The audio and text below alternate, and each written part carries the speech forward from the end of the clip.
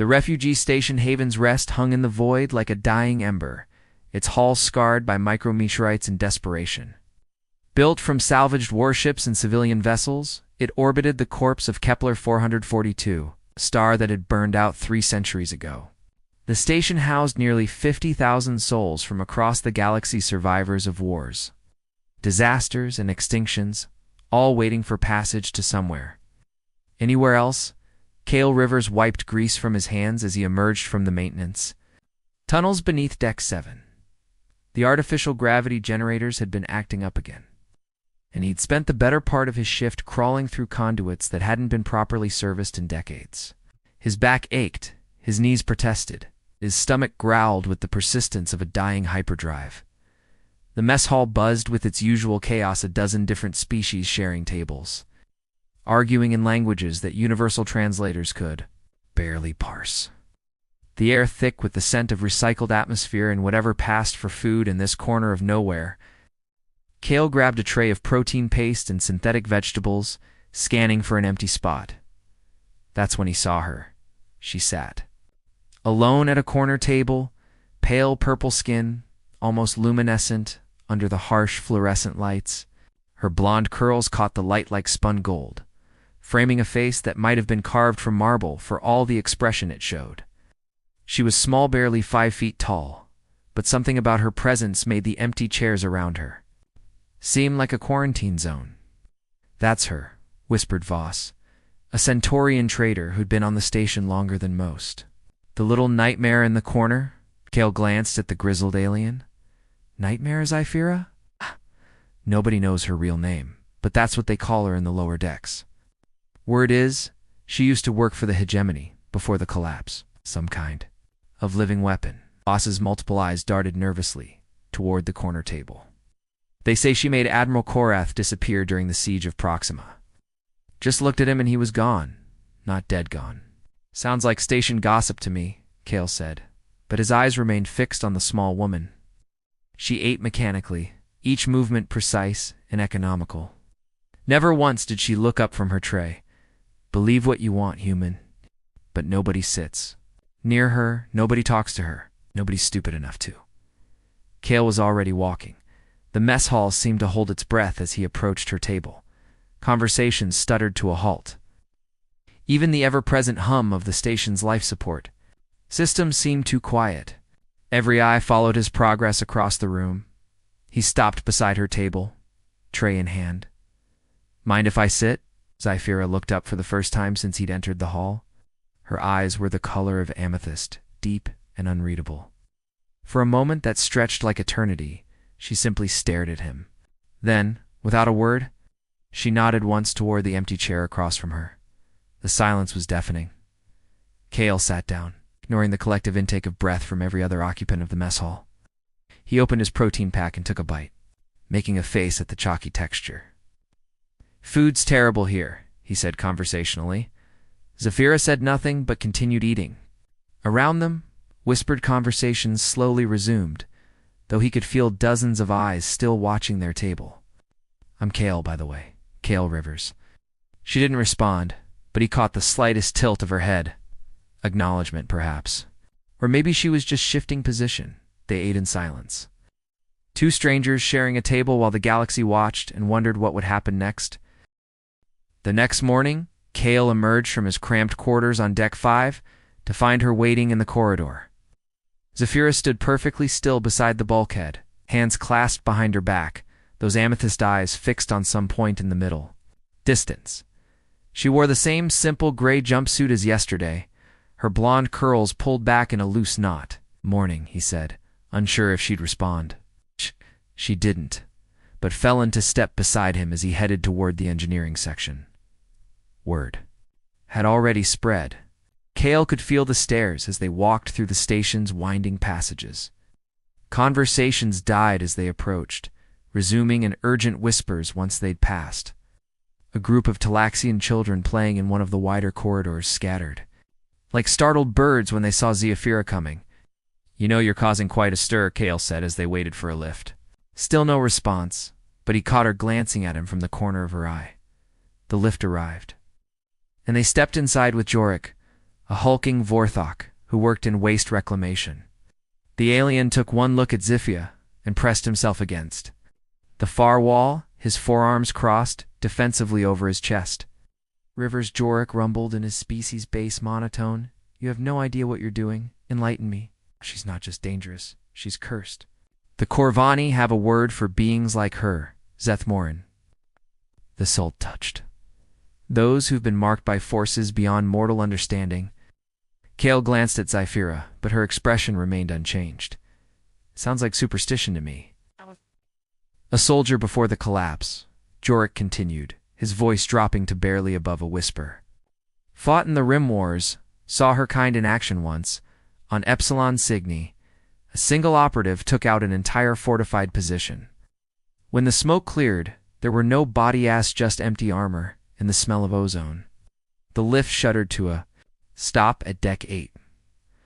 Jorik practically lunged through the doors the moment they opened. Fascinating company you keep, Kale said, once they were alone again. For the first time, Zephyr's lips twitched, not quite a smile, but something close to amusement. They spent the day in the engineering bays, where Kale worked on repairing a malfunctioning atmospheric processor. Zephyra found a spot on a nearby crate and simply watched, her presence as constant and silent as gravity. Other engineers gave them a wide berth, finding sudden urgent tasks elsewhere whenever they approached. And me that plasma wrench, Kale said at one point, gesturing toward his toolbox. Without hesitation, Zyphira leaned over and selected the correct tool, placing it in his outstretched hand. Her fingers brushed his for just an instant, cool skin, surprisingly soft. Thanks, he said, meeting her gaze. Something flickered in. Those purple depths, gone too quickly to identify. During their lunch break, they sat together in the observation deck, overlooking the dead star. The massive, stellar corpse dominated the viewport, its collapsed matter warping space around it. Invisible distortions. Beautiful in a way, Kale mused, taking a bite of his sandwich. All that power, all that light, compressed down to something so small, you could almost hold it in your hand. Zephyr turned from the viewport to look at him, her head tilted slightly. For a moment, he thought she might speak. Instead, she reached into her pocket and withdrew something smaller, a crystalline fragment that caught the light from the observation deck's illumination panels. She placed it on the table between them. It was no bigger than his thumb, but it pulsed with an inner radiance that seemed to shift between colors he couldn't name. Stellar core fragment, he asked. She nodded once. That's worth more than this entire station. Another nod, but she made no move to take it back.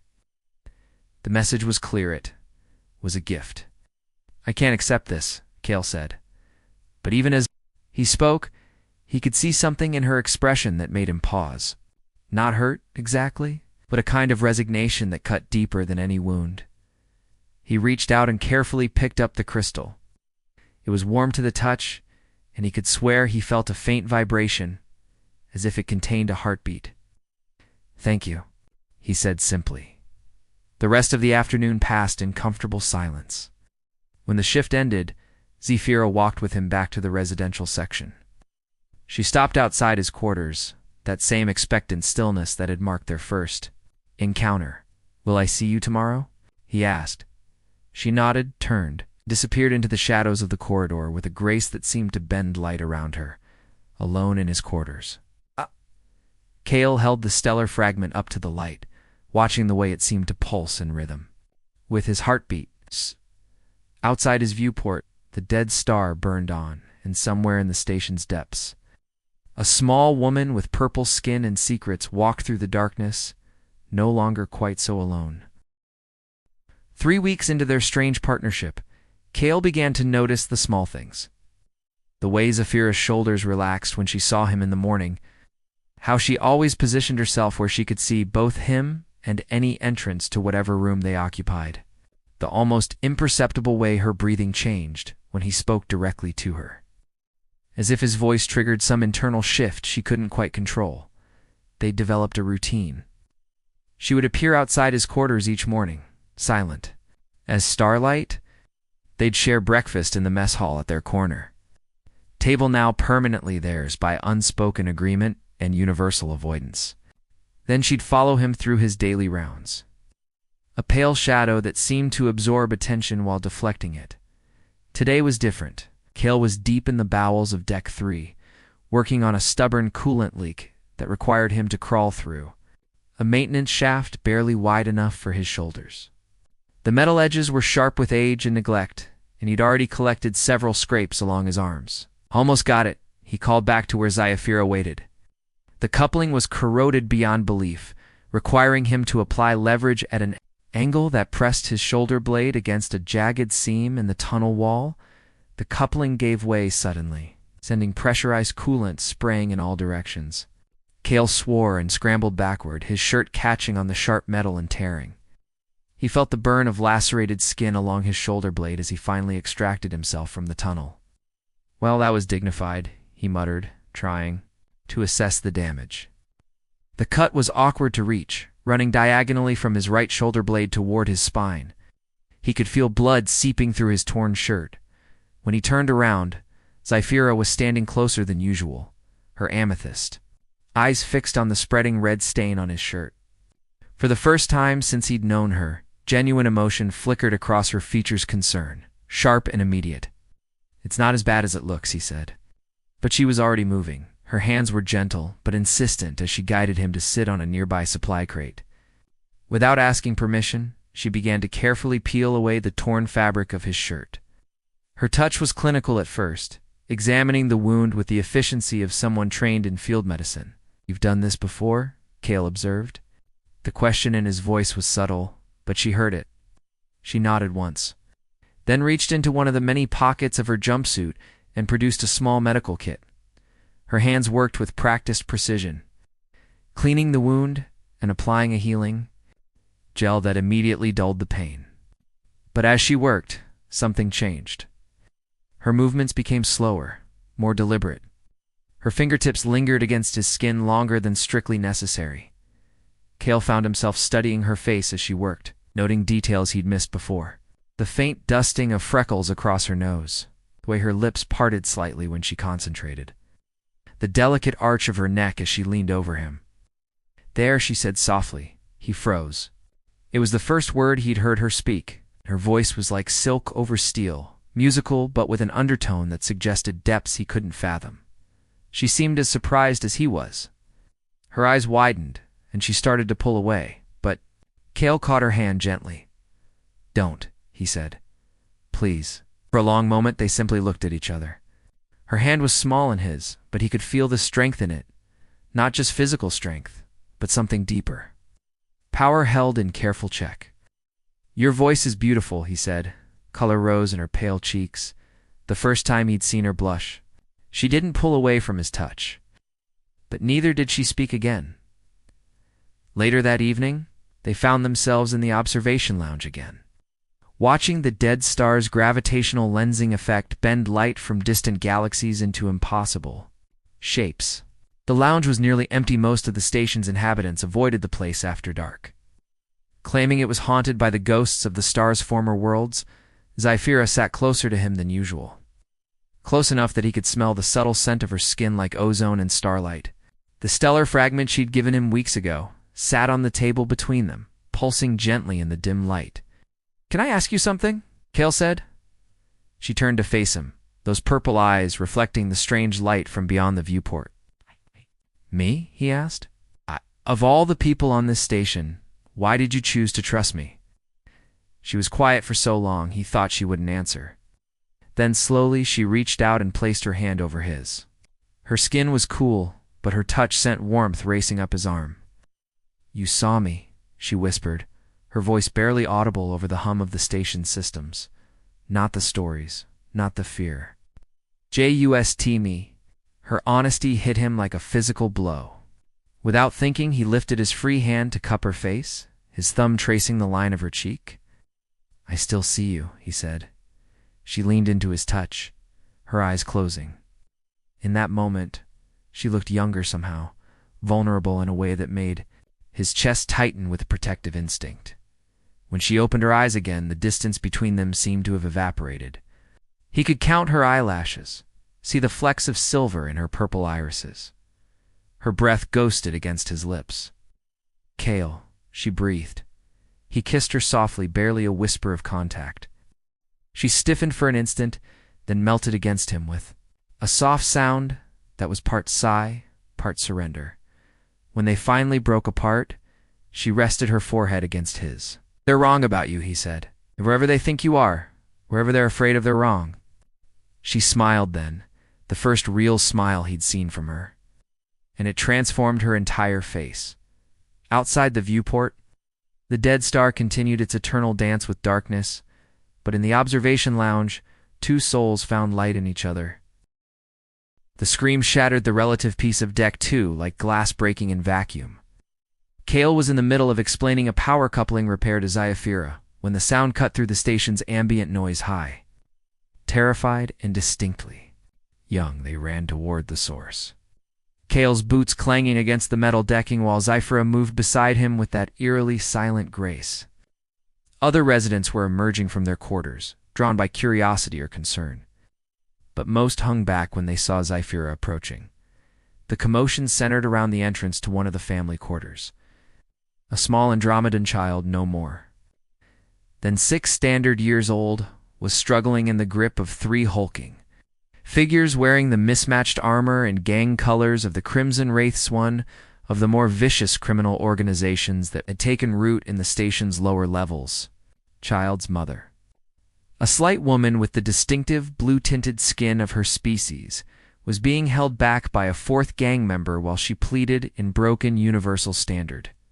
"Please, she's all I have left. Take anything else, but not my daughter. The kid's worth more than everything else in this rust bucket combined," snarled the gang leader, a scarred human with cybernetic implants covering half his face. "Andromedan children fetch premium prices in the Outer Rim slave markets." Kale stepped forward. "Let her go." The gang leader turned, his organic eye narrowing while his cybernetic one word as it focused. "Walk away, engineer. This doesn't concern you. It concerns me now." More gang members emerged from the shadows, at least 8 in total, all armed with energy weapons and the casual brutality that came from a life outside civilized space. The gathering crowd of residents began to back away, leaving Kale and Zyafira standing alone against overwhelming odds. "Your funeral," the leader said, raising his plasma rifle. That's when Zyafira moved. She stepped in front of Kale with fluid grace, and suddenly the corridor felt different. The air itself seemed to thicken, pressing against exposed skin like an approaching storm.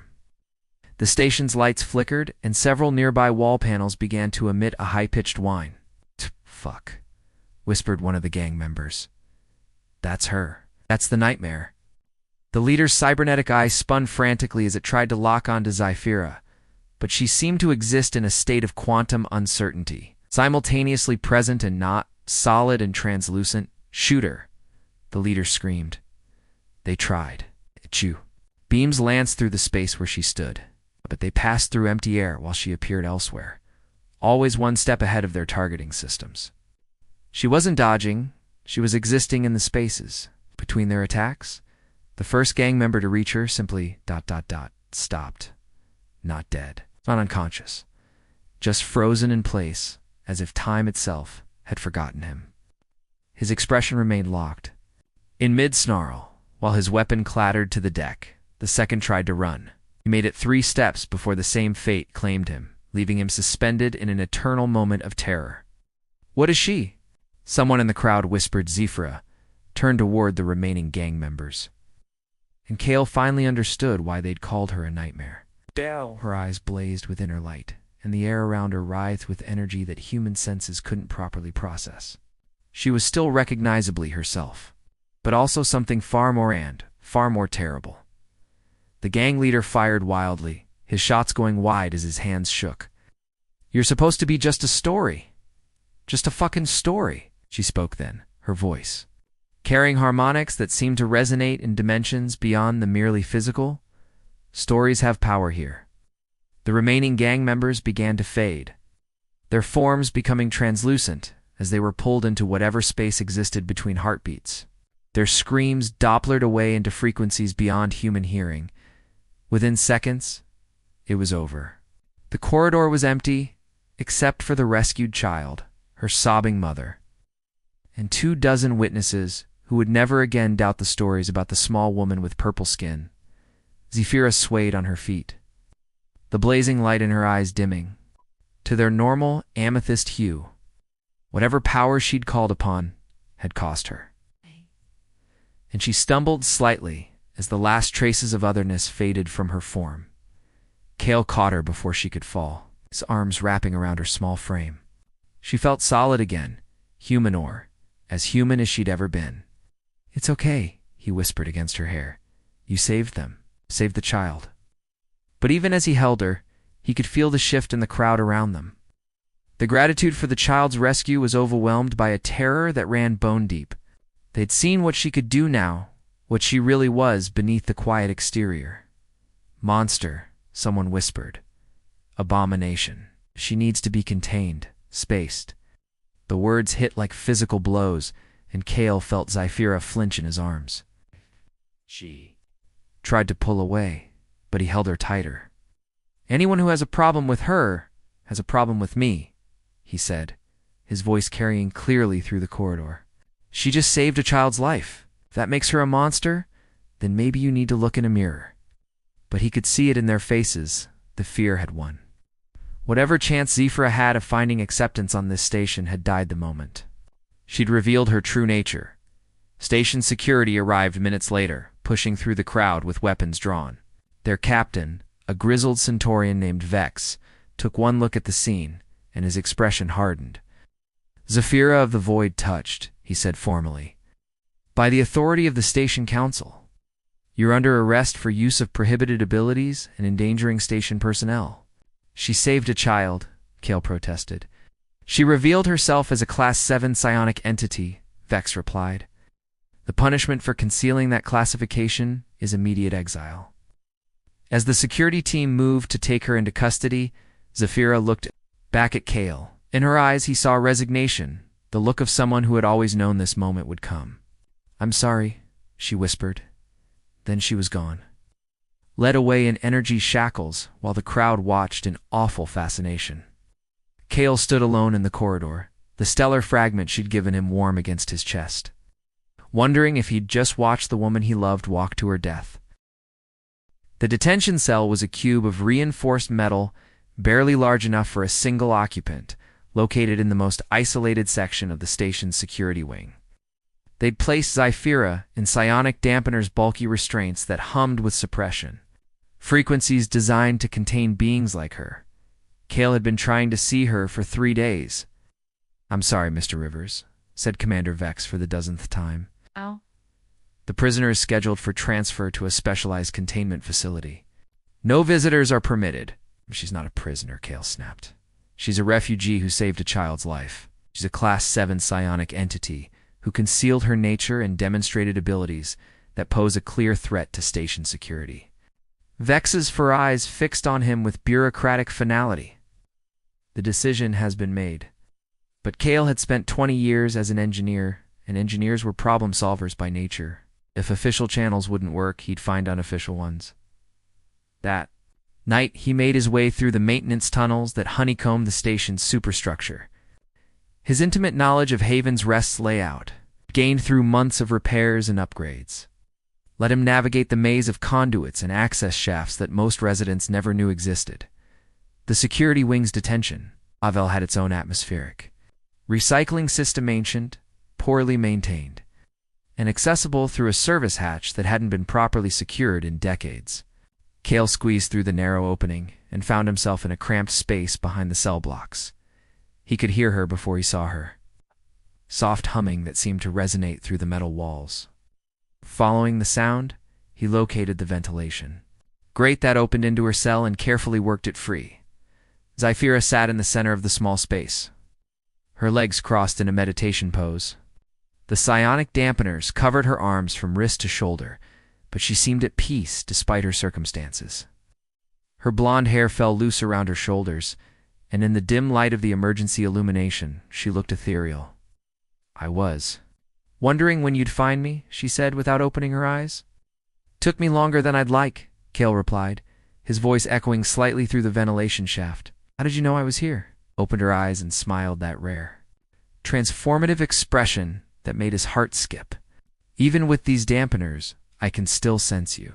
You have a very distinctive presence, Kale Rivers. He reached through the grate and she moved to meet him, their fingers intertwining through the metal bars. We're transferring you tomorrow, he said, to some kind of containment facility in the neutral zone. I know. Her voice was calm, accepting. It's probably for the best. Like hell it is. He gripped her hand tighter. I'm getting you out of here, Kale. No. She shook her head. You've seen what I am now, what I can do. They're not wrong to be afraid. Why, you saved that child. It terrified everyone else in the process. She leaned closer to the grate, her face only inches from his. Do you know what I was before I came here? What they made me. He waited, letting her find the words. The hegemony created us during the war beings, who could exist between dimensions, who could step outside reality itself to strike at enemies. We were living weapons, designed to end conflicts before they could begin. Her voice dropped to barely above a whisper. They called us the Void Touched. We could make entire armies simply stop existing. The war's over, Kale said firmly. The hegemony fell. You're not a weapon anymore, aren't I? Her eyes glistened with unshed tears. Yes, I felt it today when I saw that child in danger. The old programming, the hunger for violence. It would have been so easy to make those gang members disappear entirely, to erase them from reality itself. Part of me wanted to, but you didn't. No, because you were there. She pressed her palm against his through the grate. Because I knew you were watching, and I couldn't bear for you to see me become that thing again. The weight of her words settled between them like gravity. Kale understood now why she'd been so alone, so carefully controlled. She wasn't just dangerous. She was struggling every moment not to be the monster they'd designed her to become. Then come with me, he said. We'll leave the station together, find somewhere they can't find us. They'll never stop hunting me. And eventually they'll find us. She closed her eyes, a single tear tracking down her cheek. I won't let them hurt you because of me. That's not your choice to make. Her eyes snapped open, flashing with that inner light for just an instant. Yes, it is. It's the only choice I have left. No. Kale's voice was hard with determination. I've spent my whole life fixing things that were broken. Engines, systems, reactors. I find ways to make them work again. And I'm not giving up on you. Before she could protest, he was moving, working his way back through the ventilation system with desperate purpose. She called his name, but he was already gone. An hour later, alarms began blaring throughout the security wing. Emergency lighting bathed the corridors in crimson as security teams scrambled to respond to multiple system failures throughout their sector. Life support was fluctuating. The artificial gravity generators were cycling on and off, and every electronic lock in the detention level had somehow malfunctioned simultaneously in the chaos. No one noticed the small figure slipping through the shadows of the maintenance levels, free of her dampeners and moving with purpose toward the docking bays. Kale was waiting for her beside a battered cargo shuttle, stolen security keycard in one hand and a duffel bag of supplies in the other. I told you I was good at fixing things, he said with a grin that was equal parts mischief and desperation. You beautiful, reckless fool, she breathed, and then she was in his arms, kissing him with an intensity that made the deck seem to spin. Beneath their feet, the dampeners, he started to say, were never as effective as they thought. She murmured against his lips, pretending to be weaker than I am for a very long time. They broke apart just long enough to board the shuttle. Kale's hands flew over the controls with practiced efficiency, while Zyphira sealed the airlock behind them. Where are we going? She asked, as the shuttle detached from the docking clamps. Somewhere they'll never think to look, Kale replied. Engaging the hyperdrive. I know a place on the edge of the Veil Nebula, the old terraforming station, officially abandoned but still habitable. We can make a life there. As the stars elongated into lines and Haven's Rests disappeared behind them, Zyphira settled into the co-pilot's seat and took his hand. They feared me, she said softly, echoing words from what felt like a lifetime ago. But you saw me. I still see you, he replied, bringing her hand to his lips. And I always will. The shuttle disappeared into hyperspace, carrying two refugees toward an uncertain but hopeful future among the stars. Behind them, the dead star continued its eternal vigil over a station full of whispered stories about the nightmare who had learned to love, and the man brave enough to love her back. In the depths of space, where light itself struggled to exist, they had found something brighter than any sun each other. The end.